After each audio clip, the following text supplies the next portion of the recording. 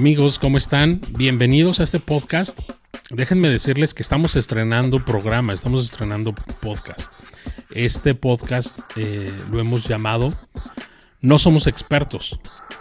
Estamos en días donde muchos, sin ser expertos, levantan la voz y dicen y afirman y aseguran que son expertos. Y realmente este podcast tiene que ver con todo lo contrario, reconocer que no somos expertos, pero eso no debe ser para angustiarte porque digas, bueno, entonces le voy a cambiar, ¿no? Si no son expertos, pues entonces ¿para qué escucho? No, reconocemos que no somos expertos, pero sí hay cosas importantes que dialogar, que platicar, que decir, y un poco como el otro podcast que tenemos, que es Razonas o Reaccionas. Tiene que ver con eso, con hacernos preguntas, con meditar, ¿no? Que de pronto nos quitemos ciertas ideas, ciertos dogmas que probablemente los adquirimos no directamente de la Biblia, sino de otros lados, ¿no? Y esa es la idea. Pero bueno, bienvenidos a este primer episodio de este podcast. No somos expertos. Y el día de hoy tengo de invitado a mi hermano, mi gran amigo, Víctor, ¿qué eres, Víctor? Paredes. Y mi super hermano, mi super amigo, se me olvidó tu nombre. Paredes, exacto. Paredes, Víctor Hugo Paredes. ¿Cómo estás, Vic? Muy bien, gracias. Para mí es un honor estar aquí contigo. Ya habíamos planeado esto en varias ocasiones y estoy muy contento de estar aquí y poder expresar como un no experto, pero sí un apasionado por estos temas y por la escritura, el poder compartir lo que hemos platicado ya en más de una ocasión y poder compartirlo con otros con esa actitud, ¿no? De decir, no queremos descubrir el hilo negro ni nada, ni afirmar algo tajantemente, pero sí con el corazón en las escrituras y de que ellas hablen por sí mismas. Así es, y bien lo dices, hace bastante tiempo atrás, ¿tenemos cuánto tiempo de conocernos? Prácticamente 2 años. 2 años más o menos, ¿verdad? Sí. En la iglesia ahí nos conocimos. Que parecen que eran muchísimos más. Sí, ¿verdad? Porque prácticamente platicamos todos los días. A veces mi esposa me dice, oye, le hablas más y te mensajeas más con Víctor que conmigo. Y yo, bueno, mi amor, mismo, es que estás aquí, ¿para qué quieres que te mensaje? ¿No? Pero no, eres un gran amigo. He aprendido mucho de ti. Eres un hombre de Dios, alguien que le gusta escudriñar las escrituras. Tú me has platicado, me has hecho apasionarme aún más acerca de, y ya voy a destapar el tema que veremos hoy, la escatología. Sí, un tema fascinante. Fascinante, ¿no? Y tú, aunque bien reconoces con humildad, no eres experto, pero la verdad es que Dios te ha dado mucho entendimiento. Y por eso quiero platicar contigo, y qué mejor que empecemos este podcast con este tema de escatología. Brevemente, para nuestros amigos que a lo mejor nos escuchan y dicen, ese término escatología, ¿qué es? ¿Qué significa? ¿Qué De una manera sencilla, es prácticamente el desenlace, el estudio profundo en las escrituras con las herramientas que conocemos como hermenéutica. Es un tema que está disperso en la escritura, que hay un libro entero, el Apocalipsis, ¿no? Pero muchos no lo saben, que está por lo menos en 10 libros en la escritura lo que es escatología, y es el estudio de los asuntos del fin, el regreso de Cristo Jesús, la eternidad después de este sistema de vida. Escatología estudia precisamente esos temas. Exacto. El fin del mundo. El fin del mundo. El fin del sistema actual del mundo, ¿no? Los últimos tiempos. Los últimos tiempos, así es. Entonces, bueno, de forma breve, eso significa escatología. Y algunas cosas, algunas palabras a lo mejor no te sean muy familiares de pronto. No te preocupes, las puedes googlear y saber un poquito, o si no, vamos a tratar de explicar algunos términos teológicos para que sea lo más sencillo posible. Y Víctor, tocaste un tema importante y quiero comenzar con este punto. La escatología, si bien es muy importante, y lo vamos a estar viendo a lo largo de este podcast, por qué es importante, no solo es para satisfacer nuestra curiosidad, sino que la escatología nos da esperanza, nos da nos ubica para vivir el día de hoy como debemos vivir en Cristo por lo que esperamos, ¿no? Por un lado, claro, nos ayuda a predicar el evangelio a otros, o sea, tiene muchas implicaciones, ¿no? Cosas positivas, no solo como la cosquillita que tengo, ¿no? De cuándo serán los últimos días y todas estas cosas, va mucho más allá de eso. Pero reconocemos, bueno, no sé si tú estés de acuerdo, que la escatología no es una doctrina esencial para la salvación. Es correcto. Sin embargo, Genaro, la escatología es muy importante porque no sé si has notado que muchas veces cuando estás hablando de escatología con un grupo de amigos o de personas, como que lo dicen, bueno, a lo mejor eso no es tan importante. Entonces, vamos a traer un punto importante sobre la mesa sobre esa afirmación. Hay un libro entero que el Espíritu Santo inspiró acerca de escatología.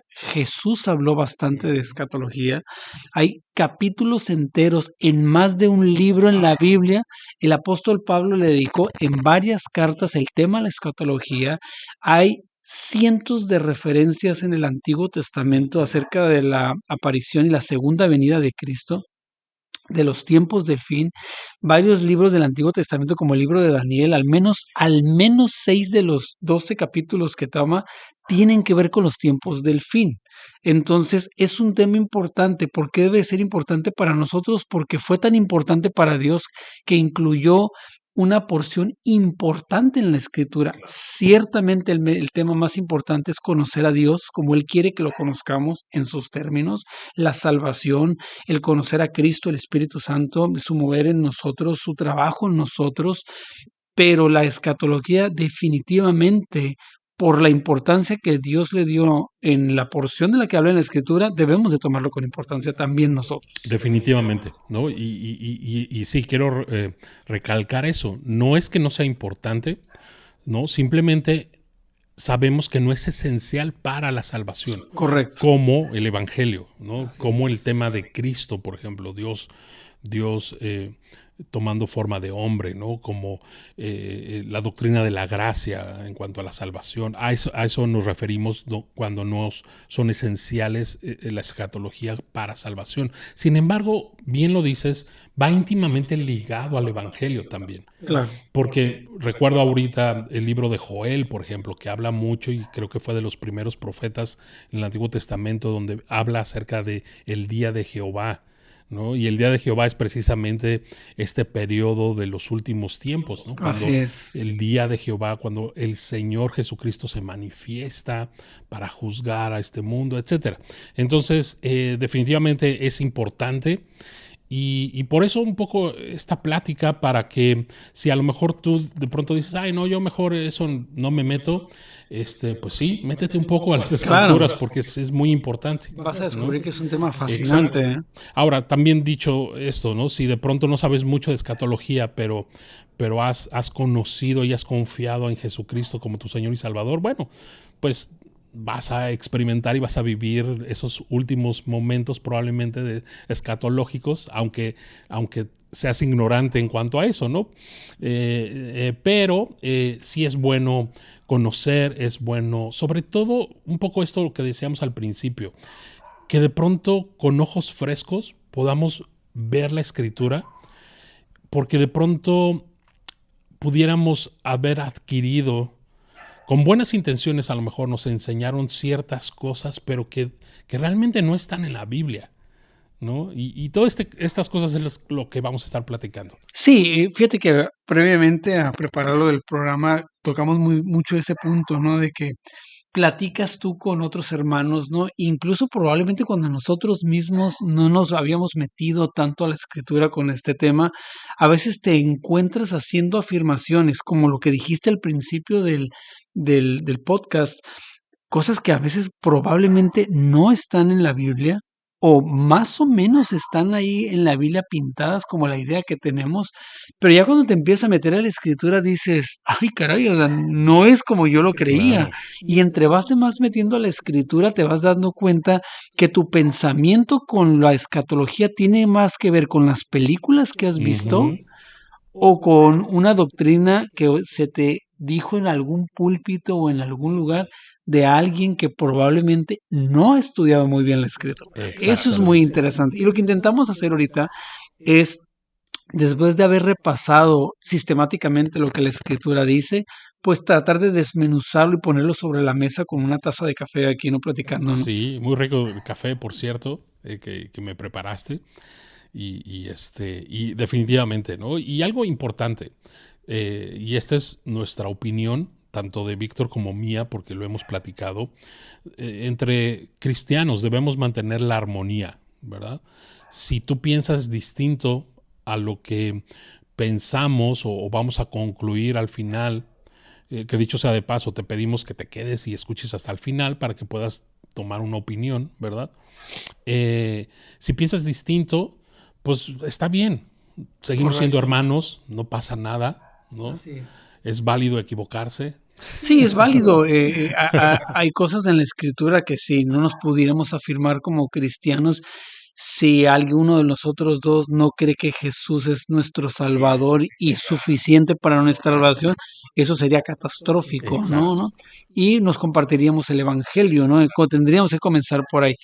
Pero si pensamos distinto respecto a esto, no hay ningún problema, No hay brother. ningún problema, podemos seguir siendo amigos, ¿no?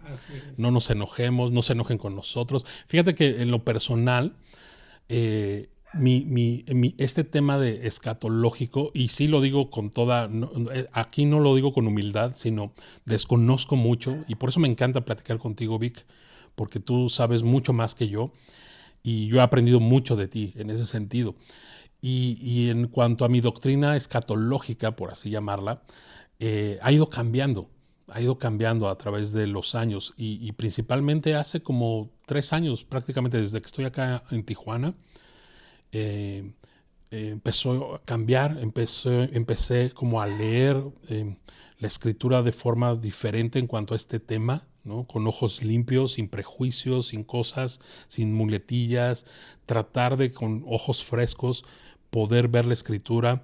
Y de pronto fui de lo que en la iglesia me enseñaron en cuanto a este tema escatológico, fui cuestionándome cosas y algunas no tenían respuesta y otras al ir profundizando un poco más, platicando contigo también después que te conocí, empezaron a tomar sentido algunas de ellas, ¿no?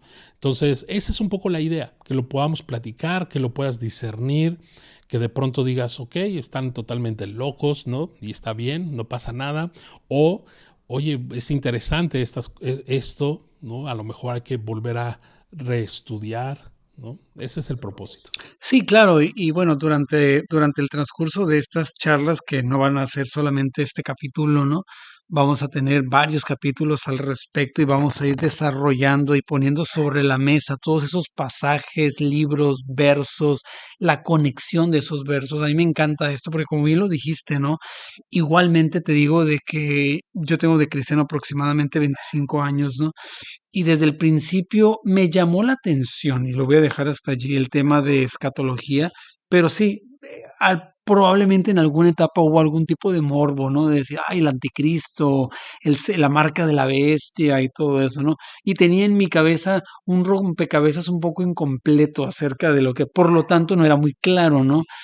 Pero eso te sucede cuando vas cambiando y es un cambio en un muy buen sentido, cuando te vas metiendo a la escritura y de alguna manera estructurada, bien estudiada, sistemáticamente, aplicando unas buenas reglas de interpretación, que vamos a platicar también acerca de las reglas de interpretación como hermenéutica, haciendo una buena definición, investigación del texto, ¿no? Exégesis y todo esto, va haciendo sentido. Me gustó cómo lo mencionaste, ¿no? Va haciendo sentido y puede que vayas cambiando, ¿no? Digas, ¿sabes qué? O sea, como que tiene más sentido esta otra forma de verlo. Y bueno, de eso vamos a hablar de distintas interpretaciones que hay, las más populares. Vamos a decir algo breve de cada una de ellas. No sé. Pues, ¿por qué no comenzamos con eso? ¿No? Claro, claro. No somos expertos, pero vamos a comenzar con estas 4 posturas escatológicas generales que existen. Sí. Creo que hay más. Sí, hay muchos más, ¿no? Y de hecho, me he topado con algunas que de verdad están de locos, ¿no? Sí, que dices, ¿de dónde se sacaron ¿De eso? dónde se sacaron Sí. eso? Hace poco estaba viendo unas en internet. Es bien complicado, fíjate, Genaro, a veces encontrar algo respetable en internet porque hay Ujú. Tanta tantas cosas que, como información. bien dices, más que mucha información, como bien lo dijiste al principio del podcast, hay mucho pseudo experto de que se pone a hacer algún tipo de podcast o algún tipo de presentación Espero que o no sea pedrada, Vic. a autopastores que se Sí. ponen se autonombran como expertos y te ponen unas interpretaciones que no están respaldadas por Que de nadie en pronto la dices, ¿de historia de la dónde lo iglesia. sacó eso, no? Eso es muy Ujú. importante, fíjate que el enemigo número uno, desde mi muy humilde opinión, de los maestros, ya sea incluso desde falsos maestros hasta aquellos de que se sacan, como decimos aquí en el norte del país, se sacan de la manga alguna postura, alguna interpretación, es la historia. Ujú. La historia juega un papel muy importante porque desde los padres de la iglesia hasta la época de la Reforma o a los años 1000, con grandes personajes que han aportado mucho a la doctrina, distintas doctrinas bíblicas, han estado en armonía. Cuando entre ellos tienen 300, 400 años de diferencia, han pensado y han interpretado una misma cosa acerca. Uno que otro se sale un poco, pero hay un tronco común de la interpretación de las escrituras, no solo en escatología. Y de repente empezamos a escuchar ideas que jamás en la historia de la iglesia se habían planteado. Y muchos las justifican diciendo como es que la revelación progresiva, ¿no? Pero justificado en esa famosa revelación progresiva surgen historias. Ahora, hay estas posturas que mencionas, vamos a mencionarlas, son 4, que en realidad son 3, pero una de ellas está dividida en 2, ¿no? Y sí se separan, que son ¿La primera cuál sería? sería amilenialismo. Ok. Amilenialismo, también existe el premilenialismo, que se divide en 2, Ujú. clásico o histórico, y el premilenialismo, perdón, dispensacionalista, y también el postmilenialismo, ¿no? Prácticamente vamos a mencionar de manera muy general, no es nuestra intención profundizar En cada una de ellas. en cada una Ujú. de ellas, sino ir presentando lo que entendemos que hacia donde la escritura nos conduce, ¿no? El amilenialismo prácticamente plantea que la gran mayoría de las cuestiones que la escritura plantea ya se cumplieron en el pasado. Por allá, por el año 70, muchas de ellas ya fueron cumplidas y prácticamente una milenialista está ya esperando, ¿no?, la aparición de la segunda venida. Ellos creen que hay una tribulación, pero no necesariamente una tribulación específica de 7 años donde va a haber todo ese tipo. Creen en un rapto que sucede durante la segunda venida, pero muchas de esas cosas tuvieron ya su cumplimiento en lo que es el pasado. Es amilenialismo, o sea, no existe un milenio como Ujú. tal para ellos, como lo que es en las posturas premilenialistas. Esos son los términos de los que hablabas, de que muchos días van a decir, bueno, ¿qué significa esto de premilenialismo, no? Entonces, una disculpa por adelantado, ¿no? Pero Exacto. googlealos, como Googlealo, dijo, sí. toma nota que premilenialismo, dispensacionalismo, entonces no nos vamos a clavar, ¿no? El estar definiendo esto, pero son las posturas, ¿no? Entonces, una milenialista considera que el milenio es un periodo simbólico, es un periodo donde Cristo está reinando desde el cielo a través de su iglesia en la tierra. Es prácticamente eso. Entonces, este es el milenio. Nosotros estamos ahorita en el milenio. Cristo reinando en nuestros corazones, reinando en nuestra mente, reinando en nosotros a través del Espíritu Santo y la iglesia haciendo la obra del Rey y tenemos por Rey a Cristo Jesús. Voy a serte muy sincero, mira, en lo que es el amilenialismo, algo que es importante, que no lo mencionamos muy al principio, pero que es importante resaltar de las distintas posturas escatológicas, es que ninguna de ellas parece ser perfecta, al menos como las hemos definido y como las han definido los escatólogos o los teólogos que hablan acerca principalmente en sus ministerios de escatología. Todas tienen algunas cosas que les podremos llamar como huecos, Ajá. ¿sí? Que no son perfectas, ¿no? Tienen algunas cosas donde tú pudieras así decir, esta postura en esto es débil. Todas tienen debilidades, todas tienen fortalezas, pero Perdón que te interrumpa, eso es muy importante, porque de pronto tendemos, de pronto algunos a hacer de lo que yo creo y yo pienso o lo que me enseñaron, esa es la única, ¿no? o una verdad Una absoluta, verdad ¿no? absoluta. Y estamos hablando en cuanto a escatología. Por favor, no mezclemos doctrinas esenciales del evangelio y cosas de salvación, cosas así. Estamos hablando específicamente de doctrinas escatológicas. La realidad, por lo que tú estás diciendo, Víctor, entonces la Biblia no es contundente al 100%. ¿Qué postura, vamos a llamarlo así, qué postura escatológica será en cuanto a los últimos tiempos? ¿Es correcto eso lo que estás diciendo? Bueno, en un sentido literal, sí, o sea, Dios tiene una postura que fue Ok, revelada en la Escritura sí, y está escrita ahí. El problema somos que de nosotros, ¿no? pronto no El problema no es que desciframos. el problema no es que la Escritura no presente una postura. Claro, la Biblia tiene razón, la Biblia sí presenta una postura. Nosotros somos los que no la alcanzamos a Ya, entender, ¿no? ok. O no, por eso es de que, como comenzamos diciendo al principio, ¿no? Cuando yo tengo un vago conocimiento o muy incompleto conocimiento de la escritura, pues puedo andar como viento, Claro, como bar velero sobre el mar, ¿no? Un claro. barco velero sobre el mar, ¿no? Cambiando de postura. En la medida en la que yo me voy metiendo en la escritura, voy afianzando más mi Ujú, postura ya, y es mucho más probable que yo tenga la interpretación más cercana a lo que, porque Dios, claro. una cosa sí es la que está diciendo en la Ok, escritura, ujú, soy yo el que no la entiendo, ¿no? claro. En ese sentido, sí, la Biblia presenta una postura. Entonces, yo soy el que debo de entender. Por eso, Perfecto. cuando iniciaste, me gustó mucho la frase que mencionaste en el podcast, no somos expertos. Comentaste que tú no te habías metido tanto Ujú, a la escritura, pero sí resaltamos el hecho de que en la medida que nosotros nos vamos a lo que la Biblia menciona, a lo que la Biblia enseña, vamos adoptando una postura más firme, ¿no? exacto. Entonces, Entonces, prácticamente la primer postura es esa. amilenialismo, ¿no? Ok, Ajá, ajá, exacto, esa. Y que realmente no, el milenio lo estamos viviendo ahora, por correcto. medio Un del amilenialismo creyente, te por medio diría de la iglesia. a través de la interpretación del milenio es de que es un periodo de 1000 años, por ejemplo, en el premilenialismo, donde Cristo viene a la tierra a reinar, ¿no? Después de todo el desenlace después de su segunda venida, y bueno, lo voy a mencionar esto en las otras posturas, ¿no? Pero en la milenarista, ¿no?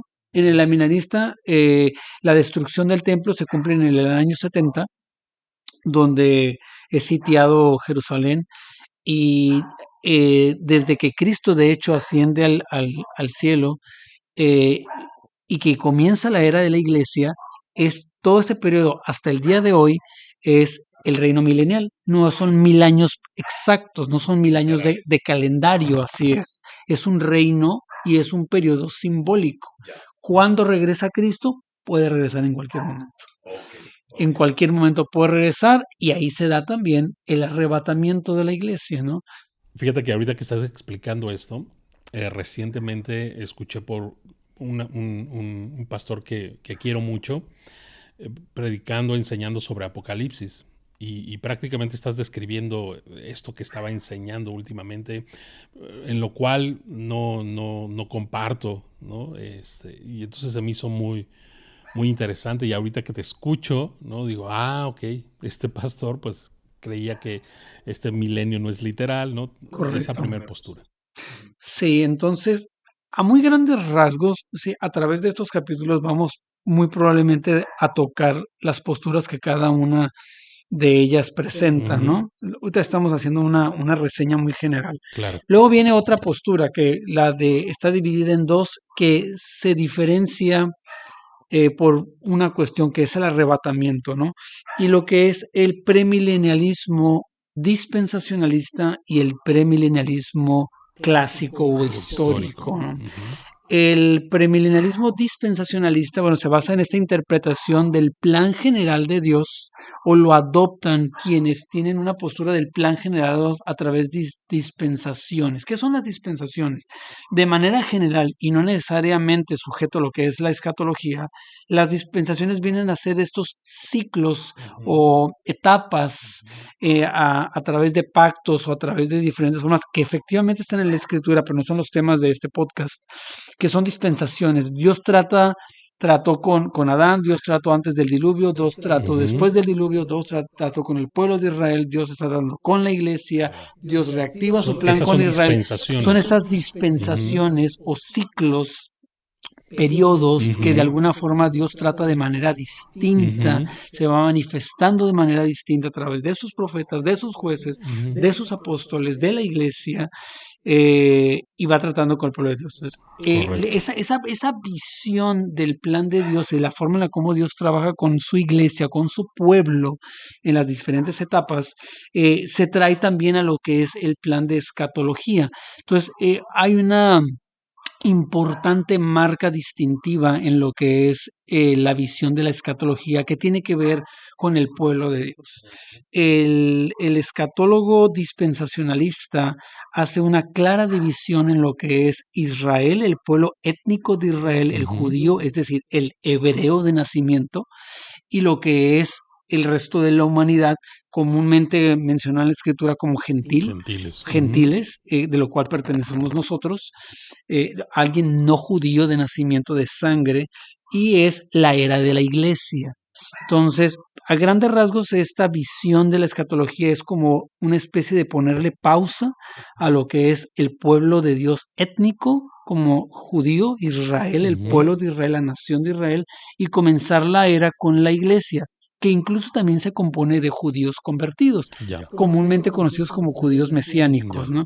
Y el resto del mundo, lo cual somos tú y yo, ¿no? Entonces, en esta visión de la escatología, Dios le pone una pausa a Israel, pero conserva las promesas que tiene bajo ese pueblo, y durante toda la era de la iglesia, hasta el rapto de la iglesia, de este pueblo de Dios, es raptado o arrebatado en los cielos antes de su segunda venida, 7 años de su segunda venida, y la iglesia es llevada al cielo para estar en lo que se le llaman las bodas del Cordero, mientras aquí se desarrolla en la tierra el plan final de Dios, que es la gran tribulación, la marca de la bestia, la aparición del anticristo, las señales, los juicios finales sobre la tierra, el falso profeta y muchísimas cosas que se desarrollan durante ese tiempo, donde Dios reactiva su plan con la nación hebrea, con el judío de nacimiento, con el Israel étnico, y después de este periodo que dura aproximadamente 7 años,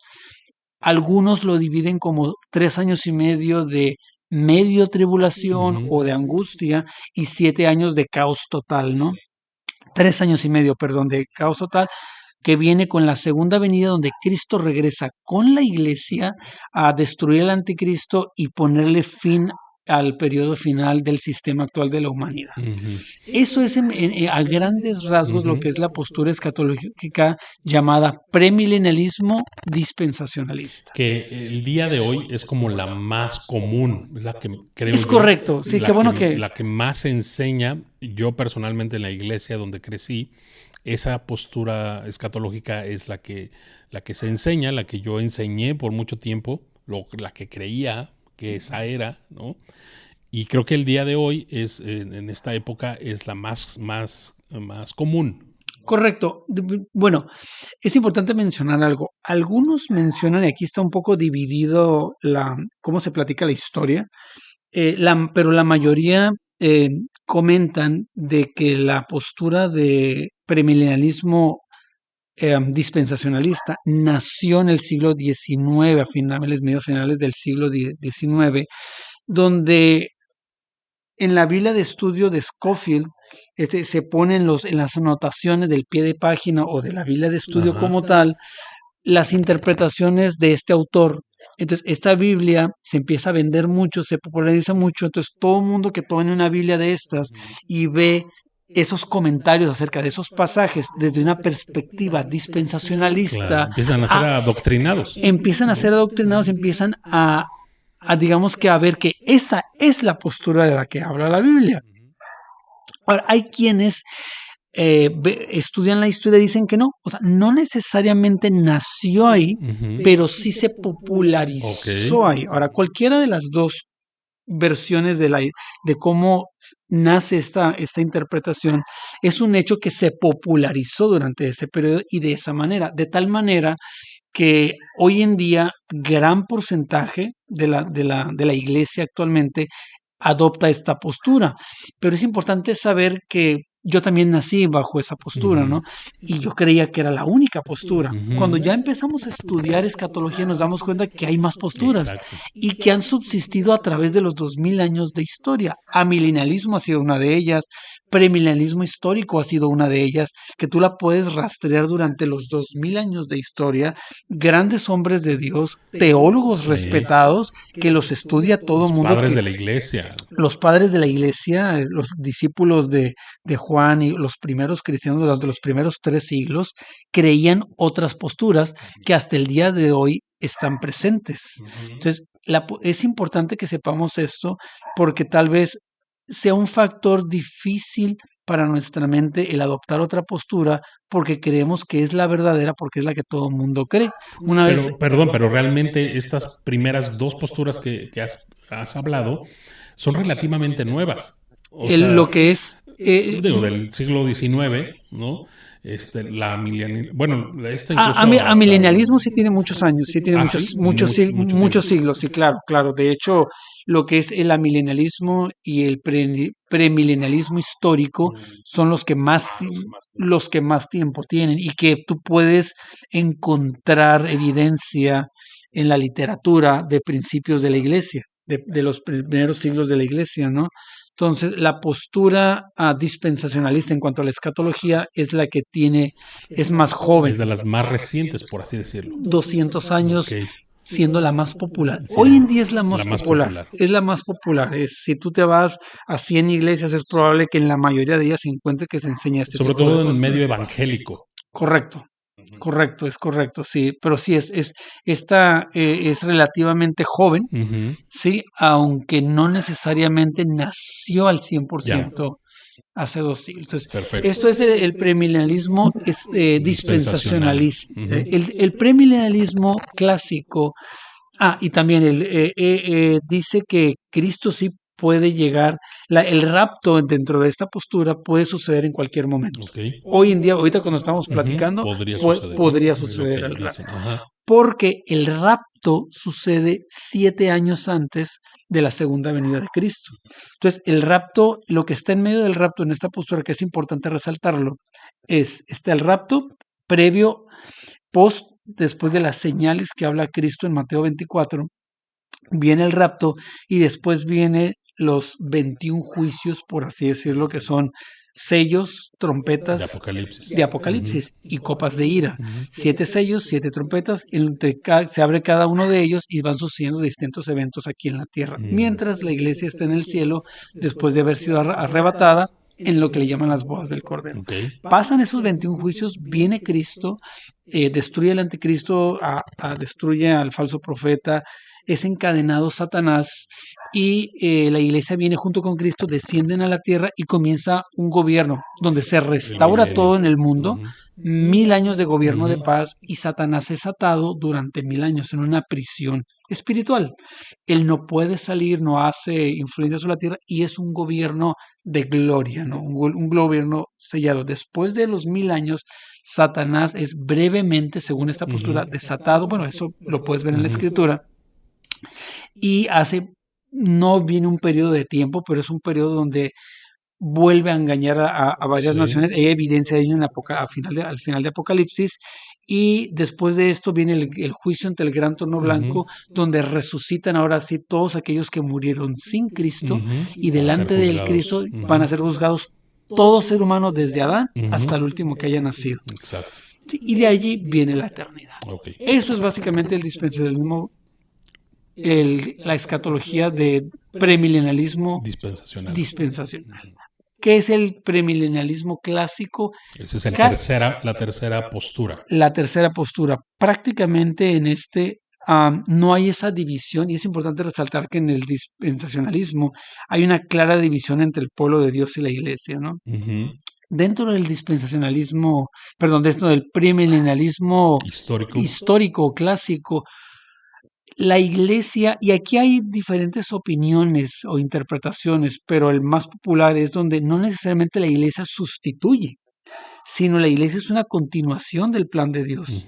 El gentil es injertado dentro de lo que es el pueblo de Dios, y la iglesia viene a ser el Israel espiritual que habla Pablo en Romanos, ¿no?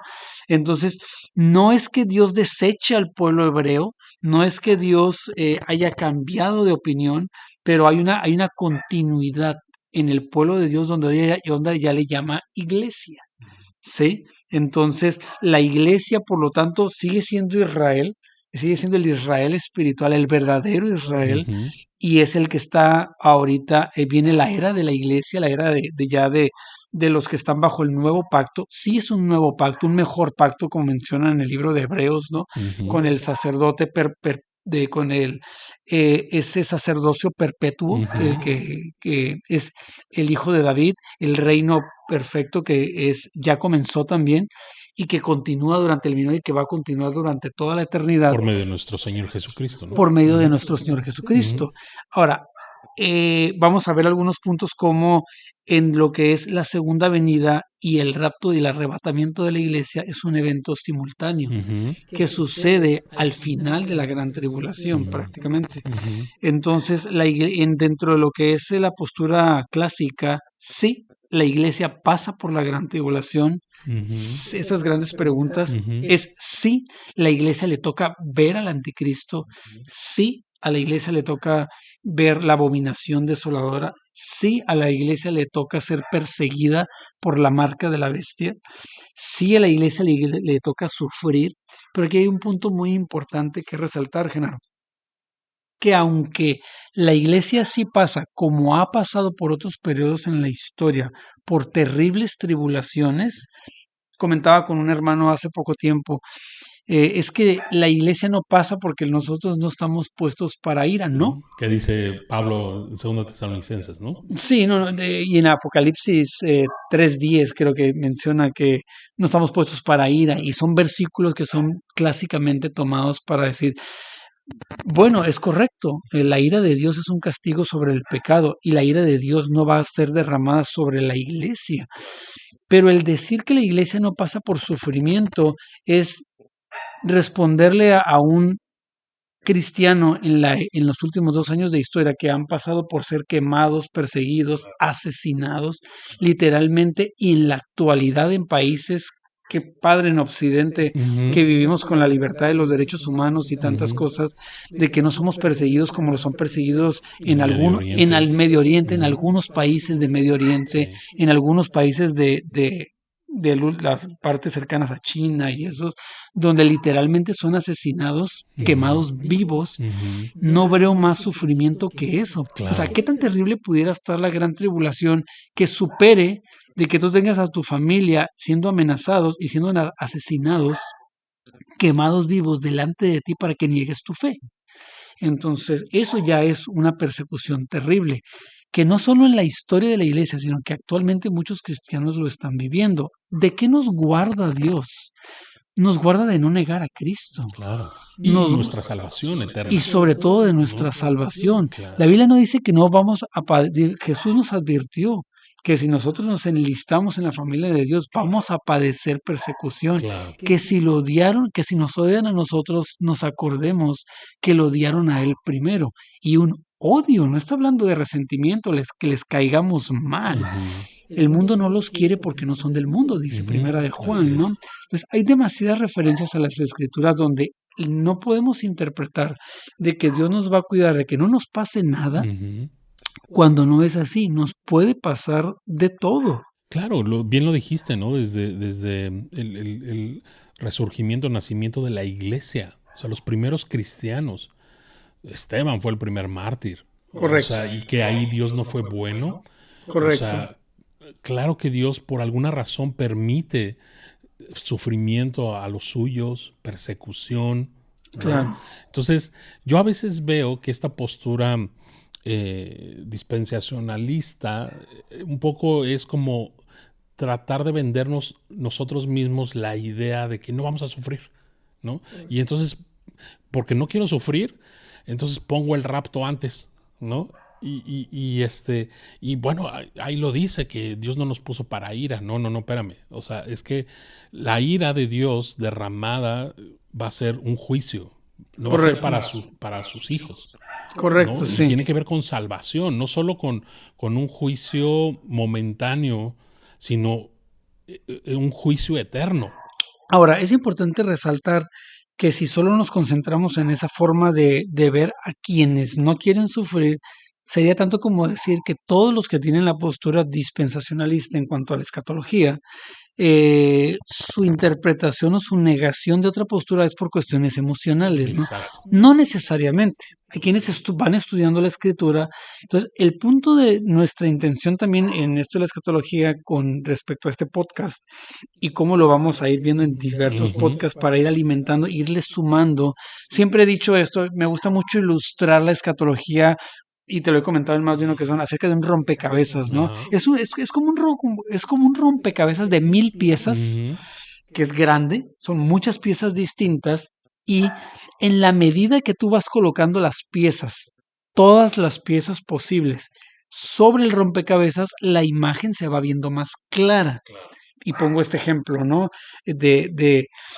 Tú vas poniendo las piezas del rompecabezas y ves que se ve rojo. Ah, mira, se ve rojo. ¿Qué será la imagen? Vamos a suponer que no tienes la imagen en un cuadro como regularmente vas copiando, vas tratando de poner el cuadro, sino que lo vas descubriendo la imagen. Y luego de repente partes blancas. Si tú te anticipas a interpretar qué es la imagen antes de tener todas las piezas colocadas, probablemente dirías, mira, como que es un Santo Claus, porque es blanco y rojo. Claro. Y dices, wow, es un Santo Claus. Claro. Y te anticipas y apenas llevas 200 piezas puestas sobre la mesa. Y a lo mejor no solamente... 800. Y deja tú que solamente te falten 800. A lo mejor las 200 están mal colocadas, brother. No, sí, las pusiste ahí como a la fuerza, ¿no? O tal vez las pusiste a la fuerza, o eres sincero y las quitas y dices, esta pieza no cabe aquí. Ajá. Pero aún así, puede ser que embone, pero al rato te das cuenta que esta pieza iba en otro lugar. Claro. Entonces, algo así es la escatología. Entre más te metes tú a la Biblia, vas sustrayendo las partes que están hablando de temas del fin y los vas colocando, siendo honesto, y no estirándolos para que encaje con lo que tú previamente ya creías, sino que vas dejando que solo vaya surgiendo la imagen. Es como vas diciendo, ay caray, mira, me enviaron una imagen aquí que me gustó mucho, que tiene que ver con que no solo por cuestiones emocionales alguien usa Apocalipsis 3:10, ¿no? O sea, de que no somos puestos para ira. Dice, la imagen dice, Noé no fue removido, porque mira, utilizan mucho una imagen, ¿no? Dos principales ilustraciones de la escritura. Dicen, algunos dicen esto. Recuerda que hasta que llegó el arca y se subieron y salieron, Dios mandó el diluvio y se salvaron, fueron rescatados. Otros dicen, hasta que Lot y su familia salieron de Sodoma, es que Dios mandó el fuego y la destrucción. Es decir, primero los sacó. Y entonces yo les digo dos cosas a estas personas, ¿no? Cuando me dan estas ilustraciones para hacer referencia de que Dios va a sacar a la iglesia antes de la gran tribulación para ser rescatados. Bueno, en ninguno de esos dos pasajes está hablando del rapto, claro, ni de un tema escatológico, está hablando de otro tema en su texto original. Pero también es muy curioso cómo ni Jesús, ni Pablo, ni Juan utilizan esos pasajes para hablar acerca del rapto. ¿Por qué los usamos nosotros? Ya. Ahora, esa es una. el siguiente punto es de que, por ejemplo, me gustó esta imagen, te digo, que me enviaron. Dice la imagen en el texto, está el arca de Noé, dice, Noé no fue removido de la tierra, él fue solamente guardado de la ira. Es decir, el diluvio vino cuando él todavía estaba en la tierra. Dice en otra imagen, dice, Lot no fue removido de la tierra, él solo fue guardado de la destrucción, de que el fuego le cayera sobre su cabeza. Pero no ¿sí me explico? Él fue guardado del derramamiento de la ira. Claro. Cuando Dios destruye toda la tierra a través del diluvio, lo hizo a través con agua. Después en Sodoma lo hizo con fuego. Fue un castigo más doloroso, digamos, si te cae en la cabeza, ¿no? Otro, Sadrach, Mesach y Abednego no fueron removidos del fuego del horno. Ellos fueron guardados en medio del fuego. En medio de la tribulación. En medio del fuego fueron guardados por el ángel de Jehová. Dice, Daniel no fue removido del foso de los leones, no fue guardado de caer en medio de las fieras. Él fue guardado de haber sido devorado por ellos. Entonces, no es correcto interpretar de que Dios le da un trato especial a su pueblo y aplicárselo eso a la gran tribulación. Algo que vamos a ver durante estos podcasts y que esperemos tener la atención de cada uno de ustedes es, vamos a ir extrayendo de la escritura aquellos pasajes que nos están indicando hacia dónde la escritura nos están llevando, por ejemplo, al por qué creemos que la iglesia pasará por la gran tribulación, por qué creemos que la segunda venida y el arrebatamiento de la iglesia es un mismo evento, por qué nos va a tocar toda vez y por qué pareciera que algunos eventos están diciendo lo contrario. Y vamos a utilizar la famosísima regla que es el contexto.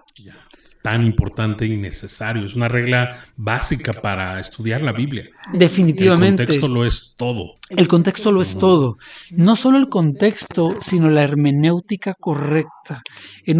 Vamos a ver una tabla donde estamos hablando del rapto. No sé si te gustaría que la viéramos de una vez o lo dejamos para un segundo de una capítulo. Vez, solo quiero corregir la cita, 1 Tesalonicenses 5:9, que dice, y que de este versículo estamos hablando, porque no nos ha puesto Dios para ira, sino para alcanzar salvación por medio de nuestro Señor Jesucristo, ¿no? 1 Tesalonicenses 5:9.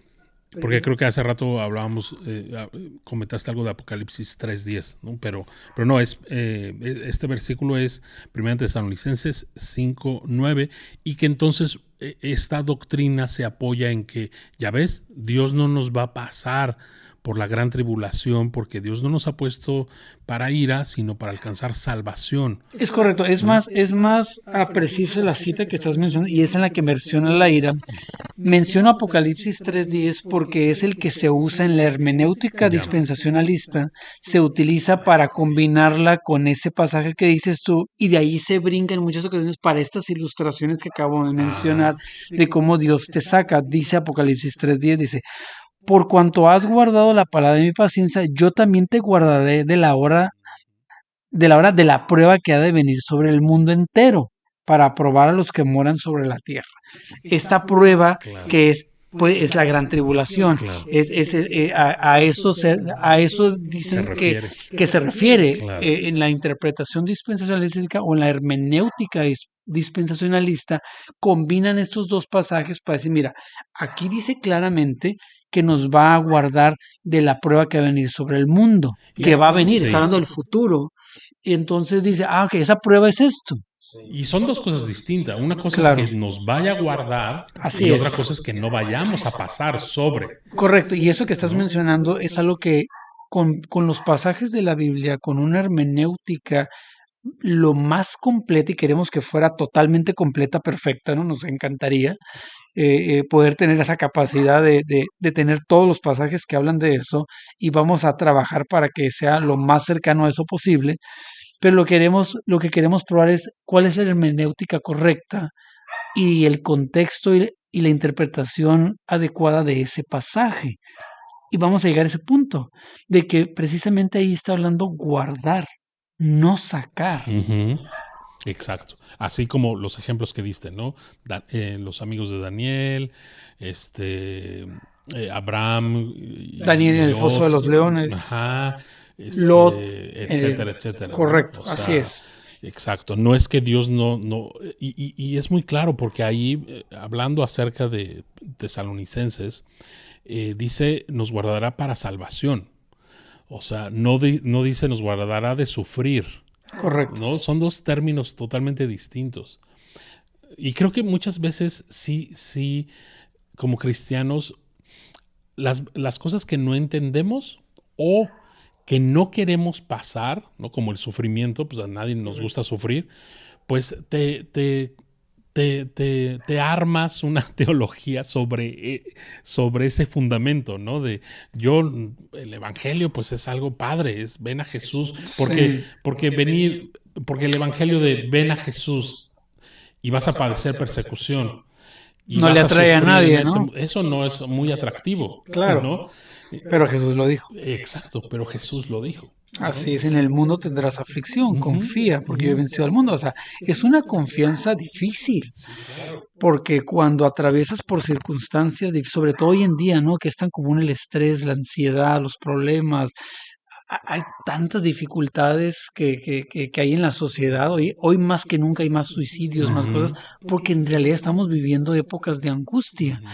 Entonces, un evangelio donde todo promete que haya solución en cuanto a felicidad es muy atractivo y está siendo muy promovido por muchos maestros que no enseñan la escritura, porque la escritura no enseña eso, pero sí es un mensaje de esperanza, sí es un mensaje donde Apocalipsis, recuerdo que muchos dicen es que me da miedo el libro de Apocalipsis, Mm, pero es que no ves al león de Judá, claro, Jesús, al la fuerte, revelación de donde él es el Jesucristo, vencedor claro, y donde él guarda a su iglesia. Es maravilloso leer Apocalipsis desde una claro. perspectiva Y distinta. una perspectiva eterna, porque a lo mejor, bueno, no a lo mejor, vamos a sufrir en este mundo.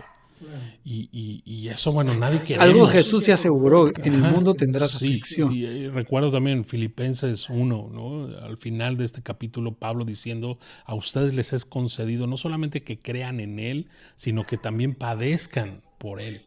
¿No? Así es. Los apóstoles, los discípulos de Jesús, el primer, en la iglesia primitiva, o sea, padecieron persecución. Claro, Dios guardó su salvación, ¿no? Bueno, en Claro. un sentido, o sea, o sea, eternamente están con el Señor, pero aquí en la tierra sufrieron. Y esto sale a colación porque tenemos un amigo en común, que de pronto al escuchar esto dijo, no, pues entonces qué chiste tiene creer en Cristo si voy a pasar la gran tribulación, ¿recuerdas? Sí, Lo sí, dijo. sí. Y fue así como, ok, entonces tu pensamiento de seguir a Cristo es para no sufrir. O sea, eso es lo que me estás tratando de decir, que tú creíste en Jesús y ese es un evangelio diferente. Y ahí es donde viene la importancia de que todo nuestro entendimiento en cualquier tema, no solo en la escatología, sea un pensamiento bíblico, ¿no? Ajá. Bíblico porque siempre lo comento cuando platicamos profundamente, ¿no? Como lo hemos hecho en muchas ocasiones tú y yo, basta ser tan siquiera un poquito honesto Ujú. y decir, ok, esto que entiendo de la escritura o de la escatología o del evangelio, del sufrimiento, ¿es mi opinión o es lo que la escritura enseña? Ujú. Entonces, el antídoto número uno, la medicina número uno para estas opiniones que las tenemos tan tatuadas en nuestra mente, en nuestro corazón, que creemos que es lo que la escritura dice o lo que Jesús dijo, se sanan leyendo la escritura, estudiando la escritura y siendo sincero con nosotros mismos, decir, bueno, es que yo leo y leo y leo y leo y veo los padecimientos, leo cómo padeció Pablo, cómo padecieron todos ellos, pero ese sufrimiento y ese padecimiento en realidad resultó en victoria. ¿En qué Ujú. sentido? El propósito de Dios en nuestra vida, bueno, es buscar verdaderos adoradores, ¿no? Porque la Biblia se trata de Dios, se trata de Cristo, no se trata de nosotros. Pero en lo que respecta a nosotros, el propósito de Dios y a donde nos conducen todas las circunstancias que vive un cristiano es parecernos más a Cristo. Y es decir, ninguno de nosotros somos impulsados a ser, ¿cómo se dice? Masoquista cuando te gusta el sufrir, ¿no? Exacto. No es que nosotros corramos hacia el sufrimiento. Correcto, pero sí el sufrimiento es un medio es uno de los medios que Dios puede utilizar, permitir sufrimiento en nuestras vidas para, como el alfarero, ¿no? Exacto. O sea, para moldearnos, para purificarnos. Entonces, sí, aunque no necesariamente estoy totalmente de acuerdo con que quienes no quieren sufrir y se van al dispensacionalismo porque somos raptados antes, lo hacen por cuestiones emocionales, sí la mayoría. Sí, la mayoría, pero cuando dices, ok, voy a ser honesto con el texto correcto, y dices, bueno, es que texto me está diciendo esto, dice, tengo que concluir que el texto me está diciendo que sí, efectivamente, la iglesia pasa por la tribulación, y es lo que en este podcast con la escritura, ahorita estamos hablando de manera muy general, ¿no? Vamos a llevar a nuestra audiencia.